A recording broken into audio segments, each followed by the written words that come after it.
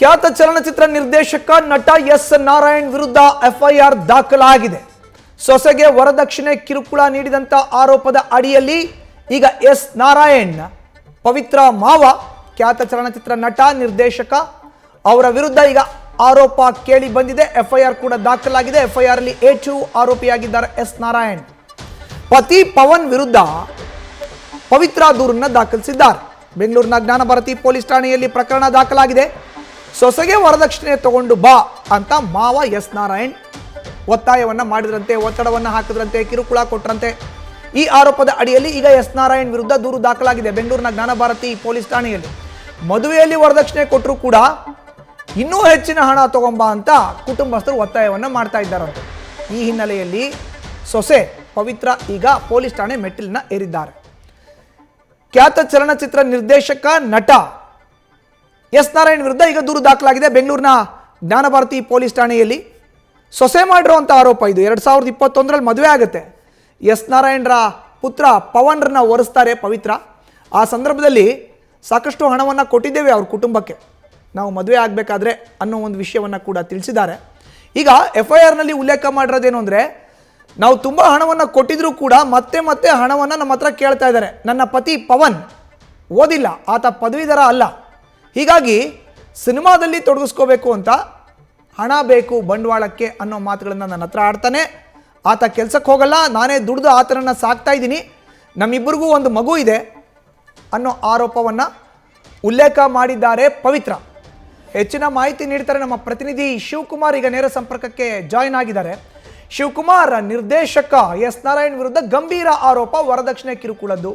ಈಗ ಇಡೀ ಕುಟುಂಬದಲ್ಲಿ ಪತಿ ಅತ್ತೆ ಮಾವನ ವಿರುದ್ಧ ಸೊಸೆ ಆರೋಪ ಮಾಡಿ ಕಂಪ್ಲೇಂಟನ್ನು ಕೊಟ್ಟಿದ್ದಾರೆ. ಪೊಲೀಸರು ಏನು ಹೇಳ್ತಾರೆ? ಈಗ ಎಸ್ ನಾರಾಯಣ್ ಸಂಪರ್ಕಕ್ಕೆ ಸಿಕ್ಕಿದಾರಾ? ಹೇಗೆ ಶಿವಕುಮಾರ್? ಮಧುಸೂದನ್, ಪ್ರಕರಣಕ್ಕೆ ಸಂಬಂಧಪಟ್ಟಂತೆ ಎಸ್ ನಾರಾಯಣ್ ಅವರ ಪತ್ನಿ ಭಾಗ್ಯವತಿ ಹಾಗೂ ಎರಡನೇ ಪುತ್ರ ಪವನ್ಗೆ ನೋಟಿಸ್ ಕೊಡಲಿಕ್ಕೆ ಸದ್ಯ ಜ್ಞಾನಭಾರತಿ ಪೊಲೀಸರು ಸಿದ್ಧತೆಯನ್ನು ಮಾಡ್ಕೊಂಡಿರುವಂಥದ್ದು. ಎಸ್ ನಾರಾಯಣ್ ಅವರ ಎರಡನೇ ಸೊಸೆ ಪವಿತ್ರ ಕೊಟ್ಟಂತ ದೂರಿನ ಅನ್ವಯವಾಗಿ ಪೊಲೀಸರು ವಿಚಾರಣೆಗೆ ಕರೀಲಿಕ್ಕೆ ಸಿದ್ಧತೆಯನ್ನು ಮಾಡ್ಕೊಂಡಿದ್ದಾರೆ. ಜೊತೆಗೆ ಸದ್ಯಕ್ಕೆ ಸಿಕ್ತಿರುವಂತಹ ಮಾಹಿತಿ ಪ್ರಕಾರ ಜ್ಞಾನಭಾರತಿ ಪೊಲೀಸರು ಪವಿತ್ರ ಆಕೆ ಏನು ಕಂಪ್ಲೇಂಟ್ ಅನ್ನು ಕೊಡ್ತಾಳೆ ಅದಕ್ಕೆ ಸಂಬಂಧಪಟ್ಟಂತ ಕೆಲವೊಂದಷ್ಟು ಸಾಕ್ಷ್ಯಾಧಾರಗಳನ್ನು ಕಲೆ ಹಾಕಿ ನಿನ್ನೆ ಸಂಜೆ RR ನಗರದ ಎಸ್ ನಾರಾಯಣ್ ಅವರ ಬಾಡಿಗೆ ಮನೆಗೂ ಕೂಡ ತೆರಳಿ ಅಲ್ಲಿ ಮಾಜರ್ ಮಾಡುವಂಥ ಕೆಲಸವನ್ನು ಕೂಡ ಜ್ಞಾನಭಾರತಿ ಪೊಲೀಸರು ಮಾಡಿರುವಂಥದ್ದು. ಮಾಜರ್ ಮುಗಿದ ಕೂಡಲೇ ಅವ್ರಿಗೆ ವಿಚಾರಣೆಗೆ ಬರಬೇಕು, ಅದು ಕೂಡ ವಿತಿನ್ 3 days ಅಲ್ಲಿ ವಿಚಾರಣೆಗೆ ಬರಬೇಕು ಅಂತೇಳಿ ನೋಟಿಸನ್ನು ಕೊಡಲಿಕ್ಕೆ ಸದ್ಯ ಜ್ಞಾನಭಾರತಿ ಇನ್ಸ್ಪೆಕ್ಟರ್ ರವಿ ನೇತೃತ್ವದ ತಂಡ ಸಿದ್ಧತೆಯನ್ನು ಮಾಡ್ಕೊಂಡಿರುವಂಥದ್ದು. ಪ್ರಮುಖವಾಗಿ ಎಸ್ ನಾರಾಯಣ್ ಕನ್ನಡ ಚಿತ್ರರಂಗದಲ್ಲಿ ಆತ ಕೂಡ ಖ್ಯಾತ ನಿರ್ದೇಶಕರು. ಸುಮಾರು 50 ಸಿನಿಮಾಗಳನ್ನು ನಿರ್ದೇಶನ ಮಾಡಿದಂಥವ್ರು. ಡಾಕ್ಟರ್ ರಾಜ್ಕುಮಾರ್ ಇರ್ಬೋದು, ವಿಷ್ಣುವರ್ಧನ್ ಇರ್ಬೋದು, ಶಿವರಾಜ್ ಕುಮಾರ್ ಇರ್ಬೋದು, ಜೊತೆಗೆ ಪುನೀತ್ ರಾಜ್ಕುಮಾರ್ ಸೇರಿದಂತೆ ಕನ್ನಡದ ಬಹುತೇಕ ಎಲ್ಲ ಸ್ಟಾರ್ ನಟರ ಸಿನಿಮಾಗಳನ್ನು ನಿರ್ದೇಶನ ಮಾಡಿದಂಥ ಖ್ಯಾತ ನಿರ್ದೇಶಕ. ಅವರ ಎರಡನೇ ಪುತ್ರ ಪವನ್ ಅವ್ರ ಜೊತೆ 2021ರಲ್ಲಿ ಪವಿತ್ರ ಮದುವೆ ಆಗ್ತಾರೆ. ಪವಿತ್ರ ಸಿನಿಮಾದ ಆಡಿಷನ್ ಒಂದಕ್ಕೆ ಸಂಬಂಧಪಟ್ಟಂತೆ ಬಂದಂಥ ಸಂದರ್ಭದಲ್ಲಿ, ಅಂದರೆ ಸಿನಿಮಾದ ಆಡಿಷನ್ಗೆ ಬಂದಂಥ ಸಂದರ್ಭದಲ್ಲಿ ಪವನ್ ಪರಿಚಯ ಪವಿತ್ರಗಾಗುತ್ತೆ. ಜೊತೆಗೆ ಸದ್ಯ ಪವಿತ್ರ ಖಾಸಗಿ ಬ್ಯಾಂಕ್ನ ಅಲ್ಲಿ ಕೆಲಸ ಮಾಡ್ತಿದ್ದಾರೆ. 2021ರಲ್ಲಿ ಪವನ್ ಮತ್ತೆ ಅವರ ಕುಟುಂಬಸ್ಥರು, ಅಂದ್ರೆ ಎಸ್ ನಾರಾಯಣ್ ಜೊತೆಗೆ ಅವರ ಕುಟುಂಬಸ್ಥರು ಹೇಳಿದಂತೆ ಖಾಸಗಿ ಹೋಟೆಲ್ನಲ್ಲಿ ಅದ್ದೂರಿಯಾಗಿ ಮದುವೆಯನ್ನು ಮಾಡಿಕೊಟ್ಟಿರ್ತಾರೆ. ಮದುವೆ ಸಂದರ್ಭದಲ್ಲಿ ಸುಮಾರು 1 ಲಕ್ಷ ಮೌಲ್ಯದ ಚಿನ್ನದ ಉಂಗುರವನ್ನು ಕೂಡ ಕೊಟ್ಟಿರ್ತಾರೆ. ಮದುವೆ ಆದಂಥ ಆರಂಭಿಕ ದಿನಗಳಲ್ಲಿ ನಾನು ನಮ್ಮ ಮಾವ ಹಾಗೂ ಪತಿಯವರ ಜೊತೆಯಲ್ಲಿ, ಅಂದ್ರೆ ಎಸ್ ನಾರಾಯಣ್ ಅವರ ನಿವಾಸದಲ್ಲಿ ವಾಸವಾಗಿರ್ತೀನಿ. ಮದುವೆ ಆದಂಥ ಕೆಲ ದಿನಗಳ ನಂತರದಲ್ಲಿ ಕೆಲವೊಂದಷ್ಟು ವಿಚಾರಗಳು ಮನೆಯಲ್ಲಿ ನಡೀತವೆ. ಮನೆಯಲ್ಲಿ ಆದಂಥ ಜಗಳಕ್ಕೆ ಸಂಬಂಧಪಟ್ಟಂತೆ ನಾನು ನನ್ನ ಪತಿ ಪವನ್ ಬೇರೆಡೆ ವಾಸವಾಗಿರ್ತೀವಿ.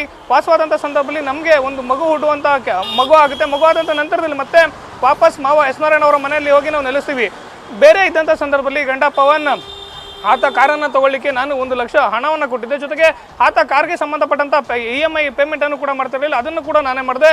ಇದೆಲ್ಲವೂ ಆದ ನಂತರದಲ್ಲಿ ಮತ್ತೆ ನನ್ನ ಪತಿ ಪವನ್ ಏನಿದ್ದಾರೆ, ನಮ್ಮ ಮಾವ ಕಲಾ ಸಾಮ್ರಾಟ್ ಎಸ್ ನಾರಾಯಣ್ ಅವರ ನೇತೃತ್ವದಲ್ಲಿ ಕಲಾ ಸಾಮ್ರಾಟ್ ಫಿಲಮ್ ಟ್ರೈನಿಂಗ್ ಇನ್ಸ್ಟಿಟ್ಯೂಟನ್ನು ಮಾಡುವಂಥ ಸಂದರ್ಭದಲ್ಲಿ ನನ್ನ ಬಳಿ ಹಣವನ್ನು ಕೇಳಿದ್ರು. ಹೀಗಾಗಿ ನನ್ನ ಬಳಿ ಹಣ ಇರಲಿಲ್ಲ. ನಮ್ಮ ತಾಯಿಯವರ ಒಡವೆಗಳನ್ನು ಒತ್ತೆ ಇಟ್ಟು ಸುಮಾರು 10 ಲಕ್ಷ ಹಣವನ್ನು ತಂದುಕೊಟ್ಟಿದ್ದೆ. ಹೀಗಾಗಿ ಮತ್ತೆ ಪವನ್ ಮತ್ತು ನಮ್ಮ ಅತ್ತೆ, ಅಂದರೆ ಎಸ್ ನಾರಾಯಣ್ ಅವರ ಪತ್ನಿ ಭಾಗ್ಯವತಿ ಏನಿದ್ದಾರೆ, ಇವರು ನನಗೆ ಮಾನಸಿಕವಾಗಿ ಹಾಗೂ ದೈಹಿಕವಾಗಿ ಕಿರುಕುಳವನ್ನು ಕೊಟ್ಟಿದ್ದಾರೆ. ಒಂದು ವೇಳೆ ನನಗೇನಾದರೂ ಹೆಚ್ಚು ಕಡಿಮೆ ಆದರೆ, ನನ್ನ ಮಗುಗೆ ಹೆಚ್ಚು ಕಡಿಮೆ ಆದರೆ ಪತಿ ಪವನ್, ಮಾವ ಎಸ್ ನಾರಾಯಣ್ ಹಾಗೂ ಅತ್ತೆ ಭಾಗ್ಯವತಿನೇ ನೇರ ಕಾರಣ ಅಂತೇಳಿ ಜ್ಞಾನಭಾರತಿ ಪೊಲೀಸ್ ಠಾಣೆಗೆ ದೂರನ್ನು ಕೊಟ್ಟಿರುವಂಥದ್ದು. ಸದ್ಯ ಎಸ್ ನಾರಾಯಣ್ ಅವರ ಸೊಸೆ ಪವಿತ್ರನಿದ್ದಾರೆ, ಆಕೆ ಕೊಟ್ಟಂಥ ದೂರ್ನ ಅಂಶಕ್ಕೆ ಸಂಬಂಧಪಟ್ಟಂತೆ ಆಕೆಯಿಂದಲೂ ಕೂಡ ಹೇಳಿಕೆ ದಾಖಲು ಮಾಡುವಂಥ ಕೆಲಸವನ್ನು ಜ್ಞಾನಭಾರತಿ ಪೊಲೀಸರು ಮಾಡಿರುವಂಥದ್ದು. ಪ್ರಮುಖವಾಗಿ DP ಆಕ್ಟ್ ನಡಿಯಲ್ಲಿ ಪ್ರಕರಣ ಬರುವಂಥದ್ದು, ಅಂದರೆ ಡೌರಿ ಪ್ರೊಹಿಬಿಷನ್ ಆಕ್ಟ್ ನಡಿಯಲ್ಲಿ ಪ್ರಕರಣ ಬರೋದ್ರ ಹಿನ್ನೆಲೆಯಲ್ಲಿ ಪೊಲೀಸ್ ಠಾಣೆಯ ಓರ್ವ ಇನ್ಸ್ಪೆಕ್ಟರ್ ಅಥವಾ ಅದಕ್ಕಿಂತ ಮೇಲ್ಪಟ್ಟಂತ ಅಧಿಕಾರಿಗಳೇ ಪ್ರಕರಣದ ತನಿಖೆಯನ್ನು ಮಾಡಬೇಕಾಗುತ್ತೆ. FIR ಮಾಡಿರುವಂಥದ್ದು ಸಬ್ ಇನ್ಸ್ಪೆಕ್ಟರ್ ಆದರೂ ಕೂಡ ಪ್ರಕರಣದ ವಿಚಾರಣೆ ಆಗಿರ್ಬೋದು, ಜೊತೆಗೆ ಮುಂದಿನ ಪ್ರೊಸೀಜರ್ಗಳೇನಿರ್ತವೆ ಅವೆಲ್ಲವೂ ಕೂಡ ಇನ್ಸ್ಪೆಕ್ಟರ್ ಮತ್ತು ಅದರ ಮೇಲ್ಪಟ್ಟ ಅಧಿಕಾರಿಗಳೇ ಮಾಡಬೇಕಾಗುತ್ತೆ. ಹೀಗಾಗಿ ನಿನ್ನೆ ಎಸ್ ನಾರಾಯಣ್ ಅವರು RR ನಗರದ ನಿವಾಸದಲ್ಲಿ ಹಾಜರು ಮಾಡುವಂಥ ಕೆಲಸವನ್ನ ನಾನ್ಬರ್ತಿ ಸರ್ಕಲ್ ಇನ್ಸ್ಪೆಕ್ಟರ್ ರವಿ ಅವರು ಮಾಡಿರುವಂಥದ್ದು. ಇನ್ನು 3 ದಿನಗಳ ಒಳಗಾಗಿ ವಿಚಾರಣೆಗೆ ಬರಬೇಕು ಅಂತೇಳಿ ಎಸ್ ನಾರಾಯಣ್ ಅವ್ರಿಗೂ ಕೂಡ ನೋಟಿಸ್ ಕೊಡಲಿಕ್ಕೆ ಎಲ್ಲ ರೀತಿಯಿಂದ ಸಿದ್ಧತೆಯನ್ನು ಮಾಡ್ಕೊಂಡಿರುವಂಥದ್ದು ಒಂದು ಕಡೆ. ಮತ್ತೊಂದು ಕಡೆ ಎಸ್ ನಾರಾಯಣ್ ಸುಮಾರು 50 ಸಿನಿಮಾಗಳನ್ನು ನಿರ್ದೇಶನ ಮಾಡಿರುವಂಥ ನಟ. ಅವ್ರಿಗೆ ಮತ್ತು ಅವ್ರ ಕುಟುಂಬಸ್ಥರಿಗೆ ಯಾಕೆ ಕೇವಲ 1 ಲಕ್ಷ ಹಣ ಜೊತೆಗೆ 10 ಲಕ್ಷ ಹಣವನ್ನು ಕೇಳುವಂಥ ಪರಿಸ್ಥಿತಿ ಬಂತು ಅಂತೇಳಿ ಪೊಲೀಸರು ಆಕೆಯನ್ನು ಪ್ರಾಥಮಿಕವಾಗಿ ಪ್ರಶ್ನೆ ಮಾಡಿದಂಥ ಸಂದರ್ಭದಲ್ಲಿ ಆಕೆ ನೇರವಾಗಿ ಆರೋಪವನ್ನು ಮಾಡ್ತಿರುವಂಥದ್ದು. ಪ್ರಕರಣದಲ್ಲಿ ಎಸ್ ನಾರಾಯಣ್ ಏಟು ಆರೋಪಿ ಆದರೂ ಕೂಡ ಅವರ ಪುತ್ರ ಪವನ್ ಏನಿದ್ದಾನೆ ಈತ ಸಿನಿಮಾವನ್ನು ನಿರ್ದೇಶನ ಮಾಡಬೇಕು, ಹೀಗಾಗಿ ನನಗೆ ಹಣಕಾಸಿನ ಅಗತ್ಯತೆ ಇದೆ, ತಂದೆ ಹೆಸರಲ್ಲಿ ಫಿಲಂ ಇನ್ಸ್ಟಿಟ್ಯೂಟನ್ನು ಮಾಡಿದ್ದೀನಿ, ಅದಕ್ಕೆ ಹಣ ಬೇಕು ಅಂತೇಳಿ ಪವನ್ ನನ್ನ ಬಳಿ ಪದೇ ಪದೇ ಪೀಡಿಸಿ ಹಣವನ್ನು ತಗೊಂಡಿದ್ದಾನೆ, ಜೊತೆಗೆ ಮಾನಸಿಕವಾಗಿ ದೈಹಿಕವಾಗಿ ಹಲ್ಲೆ ಮಾಡುವಂಥ ಕೆಲಸ. ಅದಾದ ನಂತರದಲ್ಲಿ ನಮ್ಮ ಅತ್ತೆ ಭಾಗ್ಯವತಿ ಅವರ ಜೊತೆ ಸೇರ್ಕೊಂಡು ಮನೆಯಿಂದ ಹೊರಹಾಕುವಂಥ ಕೆಲಸವನ್ನು ಮಾಡಿದ್ದಾರೆ ಅಂತೇಳಿ ಆಕೆ ಆರೋಪವನ್ನು ಮಾಡ್ತಿರುವಂಥದ್ದು. ಅಂದರೆ ಪ್ರಮುಖವಾಗಿ ಪತಿ ಪವನ್ ಹಾಗೂ ಅವರ ಅತ್ತೆ ಮೇಲೆ ಆಕೆ ನೇರವಾಗಿ ಆರೋಪವನ್ನು ಮಾಡ್ತಿರುವಂಥದ್ದು. ಜೊತೆಗೆ ಇವೆಲ್ಲವೂ ಕೂಡ ಎಸ್ ನಾರಾಯಣ್ ಅವರ ಗಮನಕ್ಕಿದ್ರು ಕೂಡ ನನಗೆ ಅವರು ಸಹಾಯವನ್ನು ಮಾಡಲಿಲ್ಲ, ಅವ್ರ ಮೇಲೂ ಕೂಡ ಕ್ರಮ ಆಗಬೇಕು ಅಂತೇಳಿ ಸೊಸೆ ಪವಿತ್ರ ದೂರನ ಕೊಟ್ಟಿರುವಂಥದ್ದು. ಮಧುಸೂದನ್, ಧನ್ಯವಾದ ಶಿವಕುಮಾರ್ ನಿಮ್ಮ ಮಾಹಿತಿಗೆ. ಇದು ಬೆಂಗಳೂರಿನ ಜ್ಞಾನಭಾರತಿ ಪೊಲೀಸ್ ಠಾಣೆಯಲ್ಲಿ ನಟ ನಿರ್ದೇಶಕ ಎಸ್ ನಾರಾಯಣ್ ವಿರುದ್ಧ ದಾಖಲಾಗಿರೋ ಅಂತ ದೂರು. ಅದರಲ್ಲಿ 8 ಆರೋಪಿಯಾಗಿದ್ದಾರೆ ಈಗ ಎಸ್ ನಾರಾಯಣ್. ಮೊದಲನೇ ಆರೋಪಿ ಪವನ್ ಅಂದರೆ ಪವಿತ್ರಳ ಪತಿ, ಎರಡನೇ ಆರೋಪಿ ಮಾವ ಎಸ್ ನಾರಾಯಣ್, ಇನ್ನು ಅತ್ತೆ ಭಾಗ್ಯವತಿ ಅವರ ವಿರುದ್ಧ ಕೂಡ ಪ್ರಕರಣ ದಾಖಲಾಗಿದೆ. ಹೀಗಾಗಿ ಈ ಮೂವರಿಗೂ ಕೂಡ ಪೊಲೀಸರು ಈಗ ಮುಂದಿನ 3 ದಿನದೊಳಗಡೆ ವಿಚಾರಣೆಗೆ ಹಾಜರಾಗುವಂತೆ ನೋಟಿಸ್ನ ನೀಡುವಂಥ ಸಾಧ್ಯತೆ ಇದೆ. ಇನ್ನು ಪವಿತ್ರ ದಾಖಲಿಸಿರೋ ಅಂಥ FIR ಅಲ್ಲಿ ಏನೇನಿದೆ ಹಾಗಾದರೆ ಅದನ್ನು ಬಹಳ ಸೂಕ್ಷ್ಮವಾಗಿ ನೋಡೋದಾದರೆ 22/2/2021 ITC ಗಾರ್ಡೇನಿಯಾ ರೆಸಾರ್ಟ್ನಲ್ಲಿ ನಾನು ಮತ್ತು ಪವನ್ ಇಬ್ಬರು ಗುರು ಹಿರಿಯರ ಸಮ್ಮುಖದಲ್ಲಿ ಮದುವೆಯಾಗಿರ್ತೇವೆ. ಪವನ್ಗೆ ನನ್ನ ಮದುವೆ ಸಮಯದಲ್ಲಿ 1 ಲಕ್ಷ ರೂಪಾಯಿ ಮೌಲ್ಯದ ಗೋಲ್ಡ್ ರಿಂಗ್ ಕೊಟ್ಟಿದ್ದೇವೆ.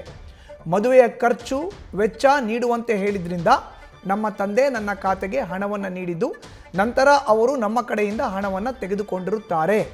ನಂತರ ನನ್ನ ಮದುವೆಯಾದ 3 ತಿಂಗಳ ಬಳಿಕ ಅತ್ತೆ ಮಾವ ಜಗಳ ಮಾಡಿದ್ದು, ಅವರ ಜಗಳಕ್ಕೆ ನಾನೇ ಕಾರಣ ಅಂತ ಅವಾಚ್ಯ ಶಬ್ದಗಳಿಂದ ಬೈದಿದ್ದಾರೆ. ನಾನು ನನ್ನ ಗಂಡ 2022ರಲ್ಲಿ ಬೇರೆ ಮನೆ ಮಾಡಿಕೊಂಡಿದ್ದು, ಪವನ್ ಪದವೀಧರನಾಗದೇ ಇದ್ದಿದ್ದರಿಂದ ಆತನಿಗೆ ಕೆಲಸ ಸಿಗದಿದ್ದಕ್ಕೆ ನಾನೇ ಮನೆಯ ಎಲ್ಲ ಜವಾಬ್ದಾರಿ ತೆಗೆದುಕೊಂಡಿರ್ತೇನೆ. ಪವನ್ ನನ್ನ ಬಳಿ ನಾನು ಕಾರ್ ತೆಗೆದುಕೊಳ್ತೇನೆ, ಅದಕ್ಕೆ ನೀನು ನನಗೆ ಹಣ ಕೊಡಬೇಕು ಅಂತ ಕೇಳಿದ್ರಿಂದ 1 ಲಕ್ಷ ರೂಪಾಯಿ ಹಣವನ್ನು ಕೊಟ್ಟಿರ್ತೇನೆ. ನಂತರ ಆತ ನನ್ನ ತಾಯಿಯ ಬಳಿ 75,000 ರೂಪಾಯಿ ಹಣವನ್ನು ತೆಗೆದುಕೊಂಡಿರ್ತಾನೆ. ನನಗೆ ಮಗು ಹುಟ್ಟಿದ ನಂತರ ಅದರ ಹಣವನ್ನು ನಾನೇ ಖರ್ಚು ವೆಚ್ಚ ಮಾಡಿರ್ತೇನೆ. ನನಗೆ ಮಗು ಆದ 3 ತಿಂಗಳ ನಂತರ ನಮ್ಮ ಮಾವನವರು ನಮ್ಮ ಮನೆಗೆ ಬರುವಂತೆ ಹೇಳಿದ್ರಿಂದ ನಾನು ಮತ್ತು ನನ್ನ ಗಂಡ ಮಾವನ ಮನೆಗೆ ಹೋಗಿದ್ವಿ. ಆಮೇಲೆ ನನಗೆ ಯಾವಾಗಲೂ ಅವಾಚ್ಯ ಶಬ್ದಗಳಿಂದ ಬೈತಿರ್ತಾರೆ, ಹಿಂಸೆ ಕೊಡುವುದು ಜಾಸ್ತಿ ಆಗಿದ್ದರಿಂದ ನಾನು ಕೆಲಸಕ್ಕೆ ಹೋಗಿ ನನ್ನ ಮಗುವನ್ನು ನನ್ನ ಮನೆಯಲ್ಲಿ ತಾಯಿಯ ಮನೆಯಲ್ಲಿ ಬಿಟ್ಟು ಬಂದಿರ್ತೇನೆ. ನಂತರ ಅವರ ತಂದೆ ಹೆಸರಲ್ಲಿ ಕಲಾ ಸಾಮ್ರಾಟ್ ಟೀಮ್ ಅಕಾಡೆಮಿ ಎಂಬ ಫಿಲ್ಮ್ ಇನ್ಸ್ಟಿಟ್ಯೂಟ್ ಪ್ರಾರಂಭ ಮಾಡಿದೆವು. ಅವರು ಅದಕ್ಕೆ ಹಣವನ್ನು ಕೇಳಿದ್ರಿಂದ ನಾನು ನನ್ನ ತಾಯಿ ಚಿನ್ನವನ್ನು ಅಡವಿಟ್ಟು ಅವರಿಗೆ ಕೊಟ್ಟಿದ್ದೆ. 6 ತಿಂಗಳ ನಂತರ ನಷ್ಟ ಆಗಿದ್ದರಿಂದ ಆ ಅಕಾಡೆಮಿಯನ್ನು ಮುಚ್ಚಿದ್ದೇವೆ. ಅವರು ಮತ್ತೆ ನನಗೆ ಹಣ ಕೊಡೋಕೆ ಕೇಳಿದ್ರಿಂದ ನನ್ನ ಕೆಲಸದಿಂದ ಸಾಲವನ್ನು ಪಡೆದು 10 ಲಕ್ಷ 5 ತಿಂಗಳ EMI ಮಾತ್ರ ಕಟ್ಟಿದ್ದು, ನಂತರ ಪವನ್ EMI ಕೂಡ ಕಟ್ಟಿಲ್ಲ. ನನ್ನ ಗಂಡನಾದ ಪವನ್ ಮತ್ತವರ ತಂದೆ ತಾಯಿ ನನ್ನ ಮನೆಯಿಂದ ಹೊರಹಾಕಿದ್ದಾರೆ. ನಾನು ನನ್ನ ತಾಯಿ ಮನೆಗೆ ಬಂದಿದ್ದೇನೆ. ಇದಾದ ಬಳಿಕವೂ ಇಲ್ಲಿಯವರೆಗೂ ನನ್ನನ್ನಾಗಲಿ ನನ್ನ ಮಗುವನ್ನಾಗಲಿ ಅವರು ಮನೆಗೆ ಕರೆದಿಲ್ಲ. ನನ್ನ ಮತ್ತು ಮಗನ ಖರ್ಚು ವೆಚ್ಚವನ್ನು ನಾನೇ ನೋಡಿಕೊಂಡಿರ್ತೇನೆ. ಹಲವು ಬಾರಿ ಅವರ ಮನೆ ಬಳಿ ಹೋದರೆ ಸೆಕ್ಯೂರಿಟಿ ಅವರು ಮನೆಯಲ್ಲಿ ಯಾರೂ ಇಲ್ಲ ಅಂತ ಹೇಳಿದ್ರಿಂದ ನಾನು ಪುನಃ ಮನೆಗೆ ಬಂದಿರ್ತೇನೆ. ನನಗೆ ಮತ್ತು ಮಗನಿಗೆ ಏನಾದರೂ ತೊಂದರೆ ಆದರೆ ಅದಕ್ಕೆ ನನ್ನ ಮಾವ ನಾರಾಯಣ್, ಆತನ ಹೆಂಡತಿ ಭಾಗ್ಯವತಿ ಮತ್ತು ನನ್ನ ಗಂಡ ಪವನ್ ಮತ್ತು ನನ್ನ ತಂದೆ ಶಿವಕುಮಾರ್ ಕಾರಣರಾಗಿರ್ತಾರೆ. ಮದುವೆ ಆದಾಗಿನಿಂದಲೂ ಅವಾಚ್ಯ ಶಬ್ದಗಳಿಂದ ಬೈದು ದಿನವೂ ಹಣ ತರುವಂತೆ ವರದಕ್ಷಿಣೆ ಕಿರುಕುಳ ನೀಡಿರುವ ನನ್ನ ಮಾವ ಎಸ್ ನಾರಾಯಣ್ ಮತ್ತು ಆತನ ಹೆಂಡತಿ ಭಾಗ್ಯವತಿ ನನ್ನ ಗಂಡ ಪವನ್ ವಿರುದ್ಧ ಸೂಕ್ತ ಕಾನೂನು ಕ್ರಮ ಕೈಗೊಳ್ಳಬೇಕೆಂದು ದೂರು ಕೊಟ್ಟಿರುತ್ತೇನೆ. ಇಂತಿ ಪವಿತ್ರ. ಇದು ಒಟ್ಟಾರೆ FIR ನಲ್ಲಿ ಇರೋ ಅಂಥ ಅಂಶ. ಇಡೀ FIR ನಲ್ಲಿ ಏನೆಲ್ಲ ಅಂಶ ಇದೆ ಅನ್ನೋದು ನ್ಯೂಸ್ ಫಸ್ಟ್ಗೂ ಕೂಡ ಲಭ್ಯ ಆಗಿದೆ. ಆಕೆ ಸವಿವರವಾಗಿ ದೂರನ್ನು ಬರೆದು ಈಗ ಬೆಂಗಳೂರಿನ ಜ್ಞಾನಭಾರತಿ ಪೊಲೀಸ್ ಠಾಣೆಗೆ ಕೊಟ್ಟಿದ್ದಾರೆ. ಈ ಹಿನ್ನೆಲೆಯಲ್ಲಿ FIR ಆಗಿದೆ. ಅದರಲ್ಲಿ A1 ಆರೋಪಿಯಾಗಿ ಪತಿ ಪವನ್ ಇದ್ದರೆ, A2 ಆರೋಪಿಯಾಗಿ ಮಾವ ಎಸ್ ನಾರಾಯಣ್ ಇದ್ದಾರೆ, A3 ಆರೋಪಿಯಾಗಿ ಭಾಗ್ಯವತಿ ಇದ್ದಾರೆ.